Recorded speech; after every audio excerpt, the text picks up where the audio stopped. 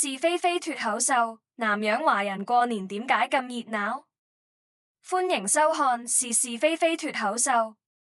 各位街坊，有冇人去過馬來西亞過農曆年？我講真，好多中國遊客一踏到當地，尤其係吉隆坡茨廠街、檳城喬治市嗰啲地方，個嘴實唔實得埋。點解馬來西亞華人過年比我哋內地仲要熱鬧得誇張？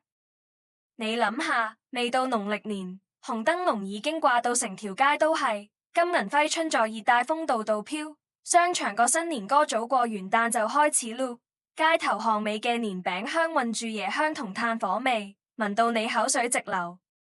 最正嘅係，不同膚色嘅人圍埋一台撈魚生，高聲喊興啊、旺啊、發啊。馬來族朋友接過紅包笑到見牙唔見眼，印度族販賣佬仲會擺檔賣印住福字嘅飾物。呢種跨族群嘅熱鬧，連我哋自己都要嘆一句：哇！原來過年可以咁有排面。好多人以為呢種熱鬧只不過係將內地嘅習俗搬過去南洋咁簡單，錯晒。呢根本係馬來西亞華人用百年遷徙史煮成嘅文化大鑊菜，真係中華老祖宗嘅嘢。但又吸晒南洋嘅風土味，守得住傳統又玩得埋融合，熱鬧程度自然甩內地幾條街。最核心嘅原因，我稱之為越出國越傳統嘅逆向堅守。你哋諗下，內地改革開放之後，城市化搞得快，人人忙住返工返學，年俗越來越簡化，除夕貼春聯，由下晝推到黃昏，團年飯唔使自己煮，一個電話 book 好酒樓就得。拜神祭祖嘅儀式越來越簡，舞獅除咗商場開張，平時根本見唔到。但馬來西亞華人唔同，佢哋在異鄉立足，春節就係條族群膠水，唔單止要保留，仲要加碼強化。別人問起你哋華人過年做咩，佢哋可以拍住心口講晒成套儀式，呢種文化自覺就令年味變得好立體。就講時間長度。內地年味集中在除夕到年初五，馬來西亞新年前一個月就開始鋪墊，華人家庭執卜買新衫，街頭嘅春聯檔、年餅店早早開張，商場仲會搭紅色亭台樓閣，將春節同開齋節、聖誕節並列為三大節日。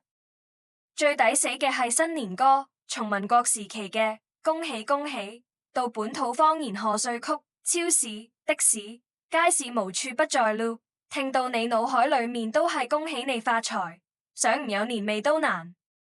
仲有儀式感嘅創新，簡直係神來之筆。內地南方曾經有嘅撈魚生，在馬來西亞直接升級成全民狂歡項目，一枱人圍住滿滿一盤生魚片、菜絲、水果絲，執起筷子盡情向上撈，喊得越大聲，撈得越高，就話越旺。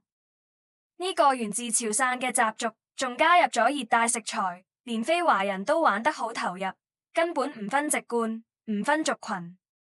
仲有年初九拜天公，福建籍華人搞得個陣仗，內地福建本土都未必見得到。午夜時分，整個新村嘅人都聚在庭院，擺滿祭品，燒炮仗、焚銀紙、煙火氣同祈福聲籠罩成個地方，熱鬧到天光。呢種宗族凝聚力真係好難得。當然，多元文化融合先至係馬來西亞春節嘅殺手。馬來西亞本身就係華人、馬來人、印度人共存嘅地方，春節早就唔止係華人嘅節日，變成全民共享嘅嘉年華。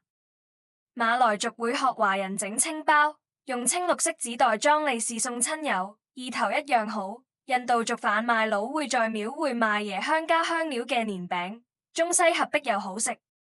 檳城嘅春節廟會更誇張，一邊有歌仔戲、高裝舞獅，一邊又有馬來戲曲、印度舞蹈，連舞獅隊都有馬來族、印度族成員。你話呢種文化碰撞，熱鬧程度點會低？講到食，馬來西亞嘅年餅簡直係文化融合嘅最佳證據。果家必你哋聽過未？脫胎於內地嘅雞蛋卷，但娘惹巧手加咗大量椰奶，用炭火烤到薄如禪液。咬落滿口椰香，同內地嘅雞蛋卷完全唔一樣。仲有番婆餅，本來係馬來人嘅 key bangkit，華人將佢收歸年節食品，用木薯粉、椰漿整，壓成小白兔、蝴蝶造型，點上紅點添喜氣，入口即化。最正嘅係，新年前1個月，華人新村嘅庭院都會支起鐵爐，街坊鄰里互相幫手烤餅、折餅，焦糖香飄滿成條街，大人細路圍埋傾偈。呢種生活化嘅熱鬧，內地城市化之後，真係越來越少見。好多人細個嘅回憶，反而在南洋重現。聚居模式同商業加持，又將熱鬧再放大一個 level。馬來西亞華人佔總人口1/4，大多聚居在新村同商業街，比如吉隆坡茨廠街、馬六甲雞場街呢啲地方，天生就適合搞節慶。自80年代起，呢啲街區就有佈置春節景觀嘅傳統，紅燈籠、揮春一路掛幾里路，成為打卡勝地。商場更加落力，將春節當成重要營銷節點，早1個月就開始佈置，搞舞獅、新年歌會、免費揮春，仲推出撈生套餐、年餅禮盒，將年味同消費綁埋一齊。加上春節係馬來西亞國定假日，全國放2-3日假，華人仲有家庭開放日習俗，親戚朋友互相走訪，社團又搞大型聚會，熱鬧從屋企蔓延到整個社群。仲有氣候因素加持，馬來西亞係熱帶地方，春節天氣溫暖，街頭表演、露天廟會、夜間巡遊，想搞幾耐就搞幾耐。內地北方春節凍到震，戶外活動根本搞唔起來。南方雖然暖啲，但規模同持續時間都比不上。在馬來西亞，着住輕便新衫拜年，夜晚圍埋街頭上燈，食小食，熱帶晚風吹住，年味加倍。仲有一樣好重要，馬來西亞華人派利是，講求心意唔講求金額，1蚊、5蚊馬幣都好流通，大家收得開心，拜年變成純粹嘅情感交流。內地部分地方就唔同，利是金額越俾越高，搞到拜年有啲功利性，反而淡化咗熱鬧嘅本意，呢點真係值得反思下。其實最深層嘅原因係春節對馬來西亞華人嘅身份意義。100年前，佢哋漂洋過海下南洋，在陌生土地謀生，春節就係佢哋回望故鄉、凝聚族群嘅紐帶。在多元族群環境下，春節唔只係辭舊迎新，仲係華人展示自身文化、強化身份嘅載體，自然會用心傳承。當然，呢唔代表內地春節文化底蘊減弱，只不過兩種文化語境下，春節呈現嘅樣式唔同。內地春節重家庭團圓，年味藏在團年飯香、春晚笑聲、返鄉路上嘅期盼裏，內斂又深沉。馬來西亞春節則係華人將傳統外化為全民狂歡，熱烈又外放。當中國遊客嘆馬來西亞春節熱鬧時，其實見到嘅係中華文化在海外落地生根，煥發新生嘅樣子。